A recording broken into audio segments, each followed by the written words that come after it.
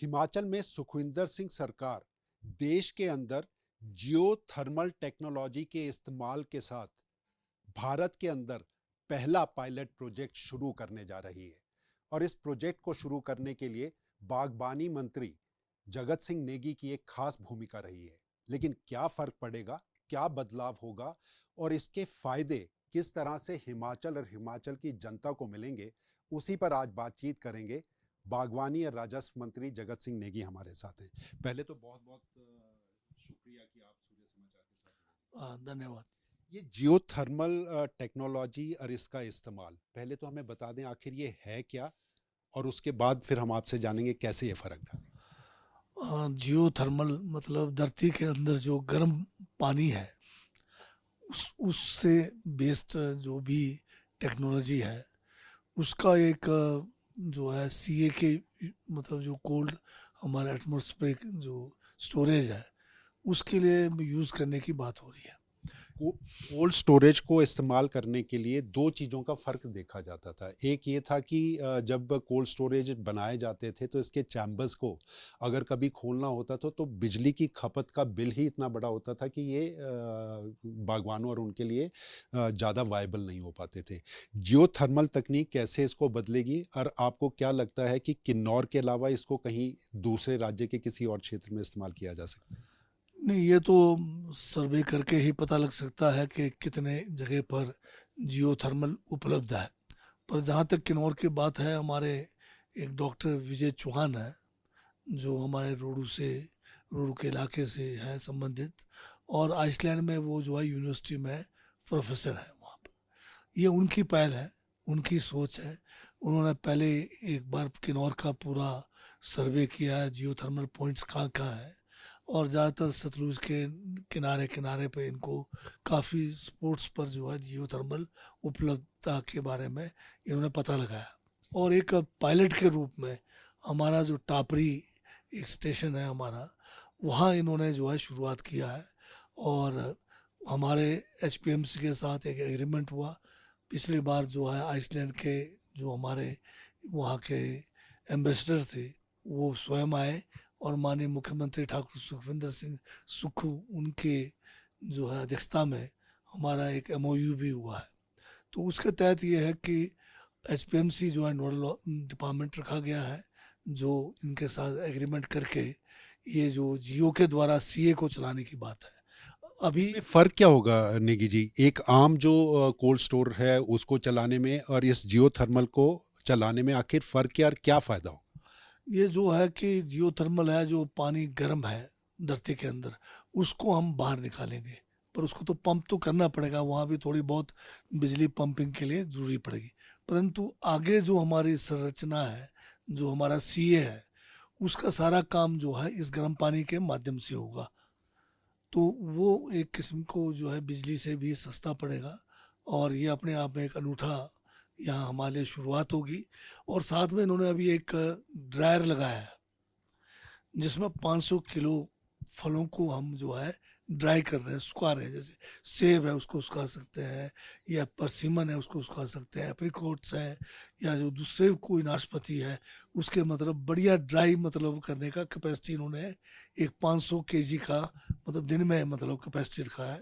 तो बहुत बढ़िया उसके मतलब साफ सुथरा बढ़िया मतलब ड्राई करके वो मतलब फलों के आप प्रयोग कर सकते हैं, और उसको मार्केट में अच्छा रेट मिलने का उम्मीद है। ये बहुत बड़ी ज़रूरत थी, प्रोसेसिंग फ्रूट का होना, वेजिटेबल्स का होना। आपने फ्रूट को लेकर कर दी।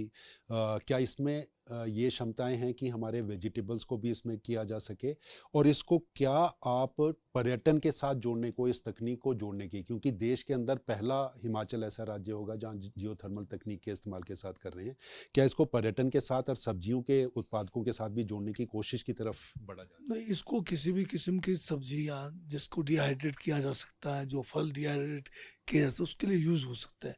अभी तो ये पायलट है, 500 किलो का तो दिन में शुरू हो गया है एक दिन का। तो लार्ज स्केल पे करेंगे निश्चित तौर पे आपके बढ़िया प्रोसेसिंग होगी। और भविष्य में जो है जैसे आपका सेंट्रल हीटिंग है विदेशों में, खासकर यूरोपियन कंट्रीज़ में जियोथर्मल के द्वारा घरों को गर्म रखा जाता है, आपके हॉस्पिटल्स को गर्म रखा जा सकता है। और जहाँ भी आप मतलब सर्दियों में गर्म रखने की ज़रूरत है, जहाँ भी हम बिजली के द्वारा रख रहे हैं या हम कह लो हीटर्स यूज़ कर रहे हैं या लकड़ी फ्यूल वुड के द्वारा हम बुखारियाँ जला रहे हैं, उसमें निश्चित तौर पे एक बदलाव हो सकता है आने वाले समय के लिए। एक बहुत अच्छा जो है डॉक्टर विजय चौहान ने हमें एक रास्ता दिखाया है।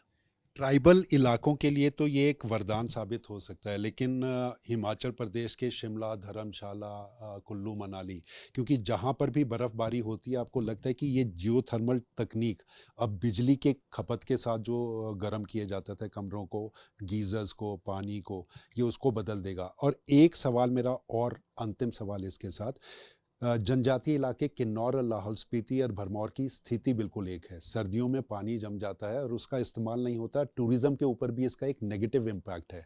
क्या इस चीज़ को बदल पाने में ये सक्षम होगा? नहीं, जियोथर्मल की उपलब्धता के ऊपर डिपेंड करेगा किस जगह पर अवेलेबल है या नहीं है। इसके लिए तो पूरा सर्वे करना पड़ेगा, मैपिंग करनी पड़ेगी। पर अभी जैसे इन्होंने खाली डॉक्टर विजय चौहान, ये इनका इनिशिएटिव है, इनकी सोच है। इन्होंने जो है हमारा सतलुज बेसिन में किया है, खासकर किन्नौर में।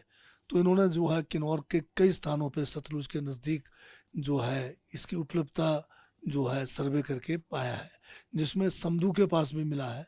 समदू के आसपास आर्मी का बहुत बड़ा इंस्टॉलेशन है, तो वहाँ उनको जो है करोड़ों रुपए की जो है तेल जो है हीटिंग के लिए इस्तेमाल करना पड़ रहा है। तो उस टेक्निक को अगर यूज़ करेंगे उस इलाके में, वाकई निश्चित तौर पे एक बदलाव आएगा। और हिमाचल में भी बहुत सारे इलाके हैं जहाँ पर गर्म पानी, जैसे आपके सूनी का इलाका है, अगर सूनी में बहुत उस पानी को जो है हम शिमला की तरफ भी ला सकते हैं जबकि पानी लाया जा रहा है।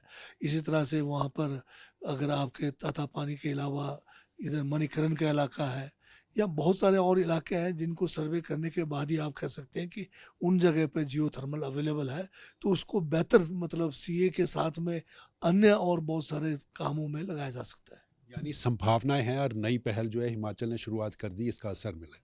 हाँ, बिल्कुल जो है हर संभावनाएँ इसमें है।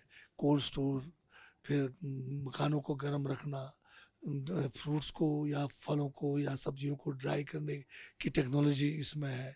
या आने वाले समय में आप बहुत बड़े अगर स्कीम होंगे तो आप जियोथर्मल से बिजली भी पैदा कर सकते हैं।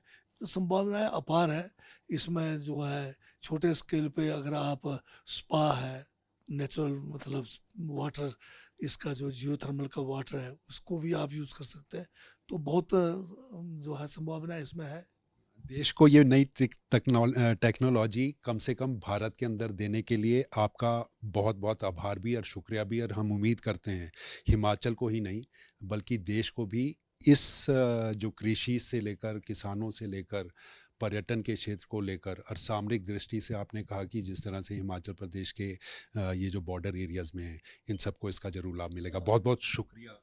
एक शब्द और कहना चाहूँगा कि आइसलैंड गवर्नमेंट ने अरुणाचल गवर्नमेंट के साथ भी बड़ा करार किया है, वो बड़े स्केल में जा रहे हैं। इसलिए हिमाचल गवर्नमेंट को भी जितनी हमारी संभावना है उस पर जाने की आवश्यकता है। और डॉक्टर विजय चौहान, वाकई मैं उनको सारा श्रेय देता सूर्य समाचार के साथ जुड़ने के लिए बहुत-बहुत हूँ। धन्यवाद। तो ये थे हमारे साथ बागवानी और राजस्व मंत्री जगत सिंह नेगी।